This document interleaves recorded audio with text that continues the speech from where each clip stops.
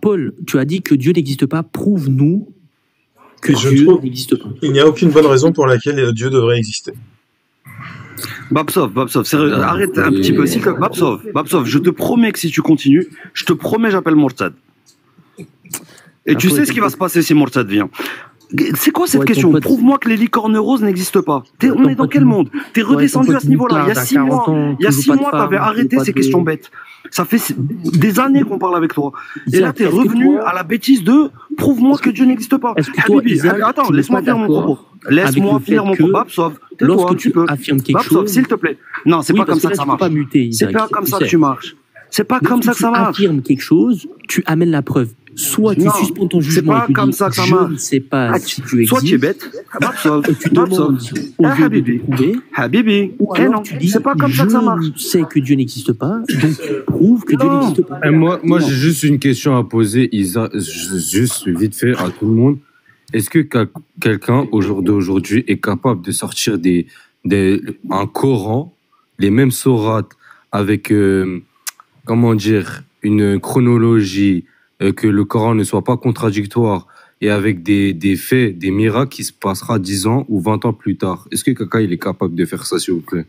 Dans toute l'humanité, est-ce que quelqu'un est capable de sortir? Je peux sortir sur ChatGPT si tu veux. Vas-y, sors-moi, vas-y.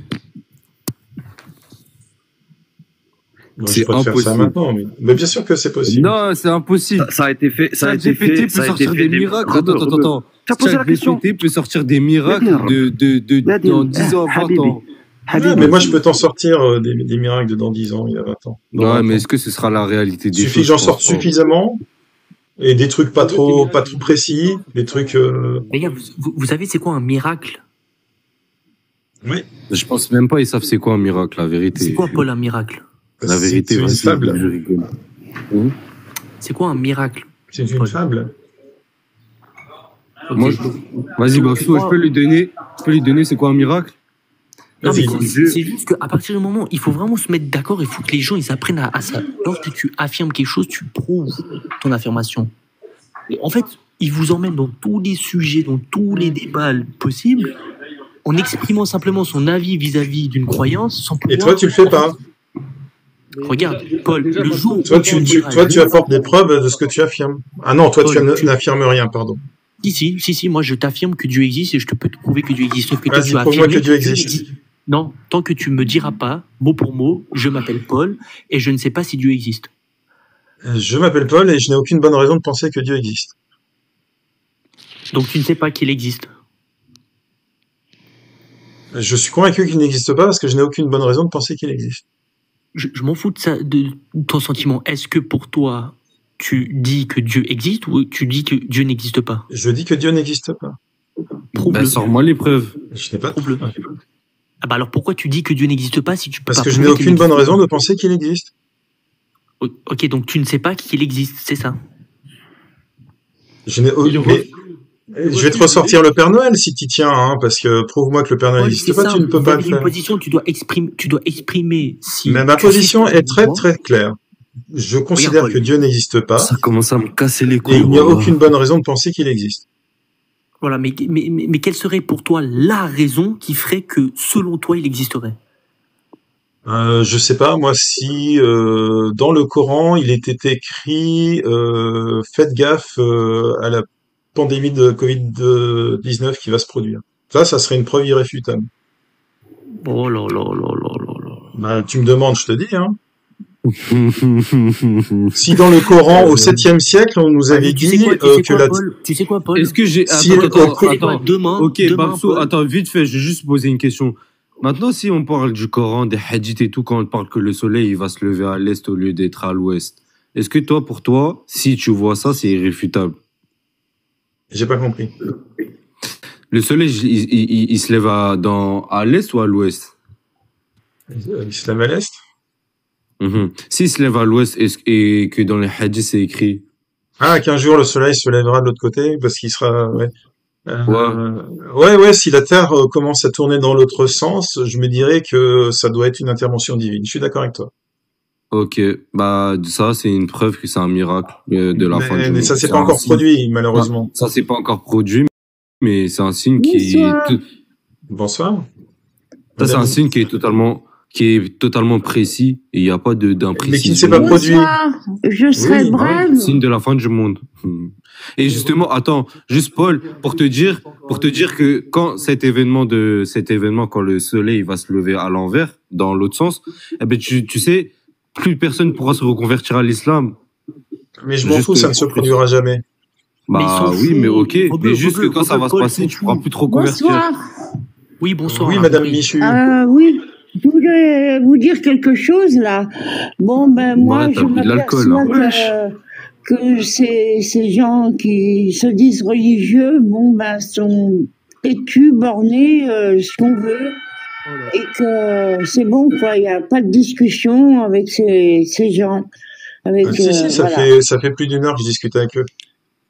Madame, Non, Madame, mais moi, Madame moi Michou. je trouve que Paul, il a beaucoup de courage parce que vous n'avez rien dans la tête. Ouais, Voilà. toi, Vous alors avez là, rien ça dans demande la pas tête. beaucoup d'efforts. Alors toi. Madame Michou, regarde. Non, Regardez, non, Madame non, je Michou. discute pas avec des gens bêtes et bornés comme Bah vous. alors toi, t'as Non, l'habitude de d'accord, sucer des Madame bites. Michou. Hein.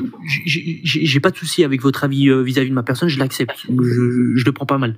Mais maintenant, moi, Madame Michou, je suis quelqu'un qui est bienveillant et qui est à la recherche de la vérité. Ah, elle est Ça y est, elle est partie. Je suis quelqu'un qui est à la recherche de la vérité. Paul me dit que Dieu n'existe pas. Moi, je cherche la vérité. Donc, Paul détient une vérité et je demande à Paul de me prouver cette vérité. Il me dit, je ne peux pas la prouver. Bobsov, arrête. Toi, tu m'as dit que tu pouvais d'appliquer prouver la qu'il charge- existe. L'inversion de la charge de la preuve. L'inversion de la charge de la preuve, c'est celui qui dit que quelque chose existe, qui doit prouver qu'il existe. Isaac, je suis C'est pas d'accord celui avec qui toi. te dit je n'ai aucune preuve que ça existe, qu'il doit prouver qu'aucune preuve qu'il a Je- n'existe. C'est puisque exactement non, pour ça qu'après, on te parle des Je veux licornes et simplement du qu'il Père Noël. accepte. Je veux simplement qu'il accepte et qu'il admette sa suspension du jugement quant à la question sur l'existence de Dieu. C'est-à-dire qu'il doit dire. Mais est-ce que t'es capable, est-ce que toi t'es Alors, capable, attends, Babso, j'ai compris, ça fait 20 fois que tu le dis. Est-ce que toi t'es capable de suspendre ta croyance parce que tu n'as aucune preuve? Est-ce que t'es capable de le faire? De la même manière que tu le demandes à Paul? Bah, si je n'ai pas de preuves, je suspends ma croyance, mon jugement, effectivement. Si je ne peux pas prouver que Isaac a 1 million sur le compte, je suspends mon jugement quant à la question est-ce que Isaac a 1 million sur le compte ou non. Donc, tu n'es pas Je convaincu sais pas. qu'Allah existe. Non, oh là là là là là. Regarde, c'est pas moi alors, le sujet. Là, c'est toi qui as affirmé que Dieu n'existe pas. Je te demande de me prouver ça. Et je sais, ça fait 15 fois que tu poses la question, ça fait Mais 15 dans fois le que je te cas où réponds. tu ne peux pas, qu'est-ce que tu ne comprends pas et par le fait que si tu ne peux pas prouver que Dieu existe et que si tu ne peux pas prouver que Dieu n'existe pas, c'est une suspension de jugement. Et je te cache pas, Accepte- attends, tu acceptes autant l'existence de Dieu que gros, l'existence.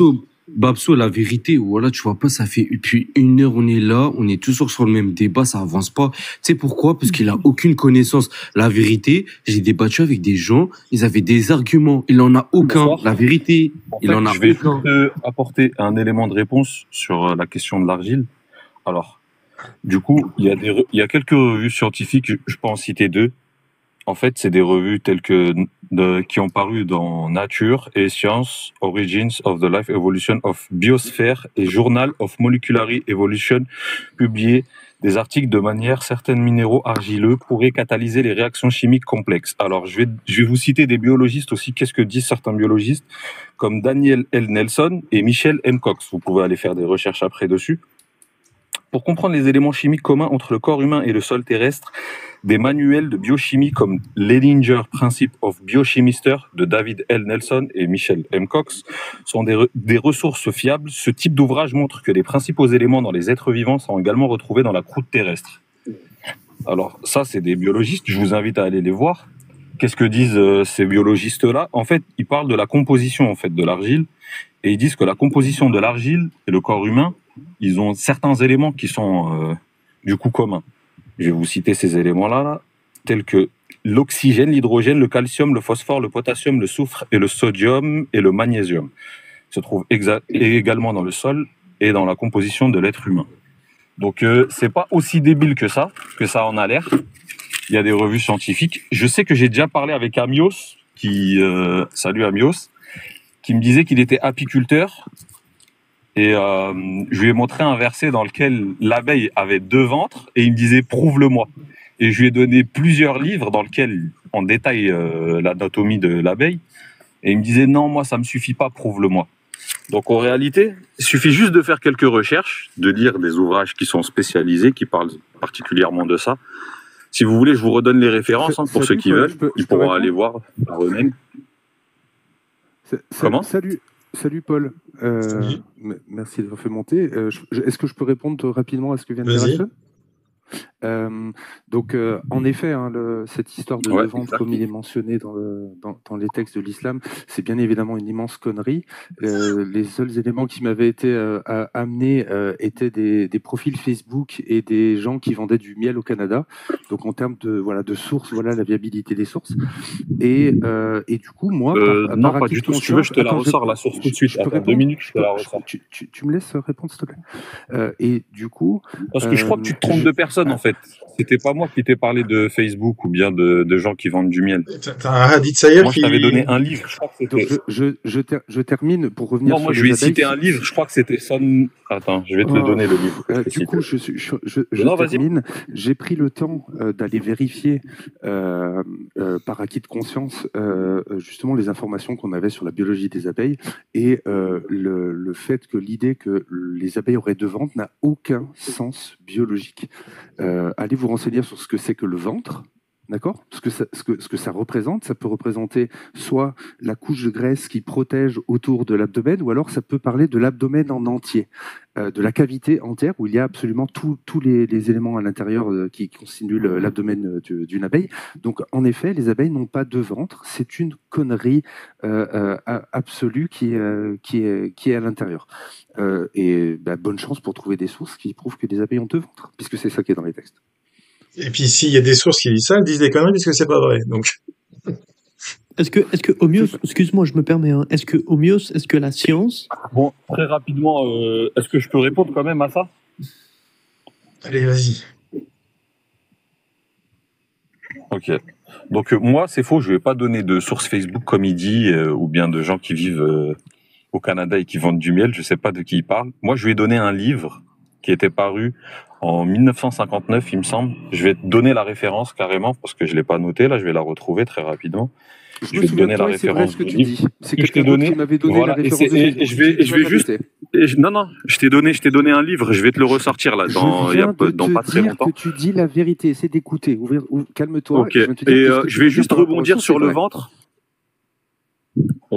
Ok, d'accord. Et je vais rebondir sur l'histoire des ventres, pas ventre, etc. Parce qu'au début, il a essayé de me piéger. Il m'a dit, tu veux dire abdomen ou ventre ? Je lui ai dit non, ventre. Et il m'a dit, ah ok, parce que si tu aurais dit abdomen, ça aurait été faux. Je me rappelle très bien de notre débat. Je lui ai dit pourquoi ? Parce que pour moi, en fait, le synonyme de ventre, c'est abdomen. Ils se valent. Pour moi, si tu le traduis par abdomen ou par ventre, c'est pareil. Mais vu que je l'ai traduit par ventre, il m'a dit, sérieusement, la chance, en fait, attends, moi, il y a un truc qui m'éclate. Le créateur de l'univers, l'homme qui a créé, enfin l'être qui a créé l'univers, les trous noirs, la galaxie, il a des révélations incroyables dans le Coran. C'est les abeilles ont deux ventres. Il n'y a pas un problème là, franchement.